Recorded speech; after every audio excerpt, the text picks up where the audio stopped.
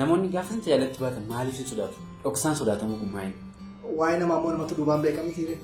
Isin immoo waan observii goota yoo jiraatan beeku malee. Heroodis Yohaannis cuuphaa morma kutee jedhee yoon jalqabe mata dureen kun ajjeeseera. Mormi citeera gaala. Amma immoo kitaabileen garaagaraa barumsa sobaa akkuma kanaatti yaada sirriidhaan yoo barreessu kanaan dhalli akkamitti dhaabsisuu danda'a? Hawaasa dinagdeetiin siyaasaan hawaasaan rakkina keessa jiru natu fala qaba kan jedhan baay'eedha. Amantii keessaas siyaasa keessaas. Amma siyaasa biyya keenyaa yoo ilaalte paartii 107 galee Ameerikaa guddoon uummata miliyoona 200 ol qabdu paartii lamaan jiraatti. Hankeenya uummata miliyoona 100 waan akkasii qabanne paartii 107 qabna. Mee barumsa tokko barumsa dhugaa jechuuf ulaaganitti madaalamu maali? Waan namni tokko har'a bum jedhee ka'eetiif duukaa fiiguu hin danda'u. Namoonni baay'een immoo kakuu moofaa lallabuun hin barbaachisu kakuu haaraa keessa waan jiru kan jedhan jiru.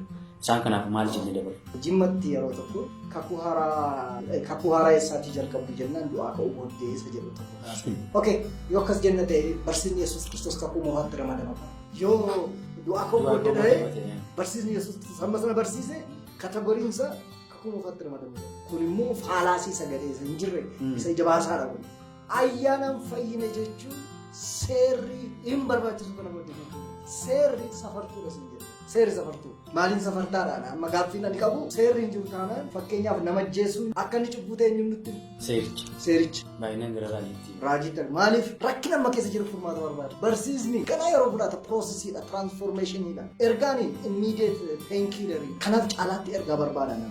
Waldaa keessa tokkummaa yoo jiraate biyyi tokkummaa argachuu danda'a kaafama yeroo baay'ee. Iddoon garaagarummaan itti wal qodan keessumaa immoo gara waldaatti deebi'eera ni haasa'ama. Filannoon gaafa waldaa keessatti dhufu siyaasni waldaa keessa jiru si jibbisiisa. Wal qoddichaa waldaa keessa jiru si jibbisiisa. Okay, waldaan fayyaa qabdu akkamittiin hawaasni fayyaa qaba itti eegda. Dura waldaan gara sammuutti deebi'uu ishee barbaachisa. Fakkeenya waa'ee sooshaal jastisii, salveeshinii inklusiividha. Fayyina ilmaan namootaa lubbuu duwwaa miti foon dabalatee aayidoo yaadni jedhu yaada guddinaa tumsaati. Garuu har'a iddoo baay'ee ittiin dubbatama addunyaa irratti waa'ee hoolisti. Garuu guddinaa tumsaa riifarii godhanii maqaadhaan maaliif beekna waan Afrikaa keessatti baay'ee riifarii godhama. Amma seenaa dubbisanitti siidaa isaanii arguun warra kaaniif barumsa ta'aa ture.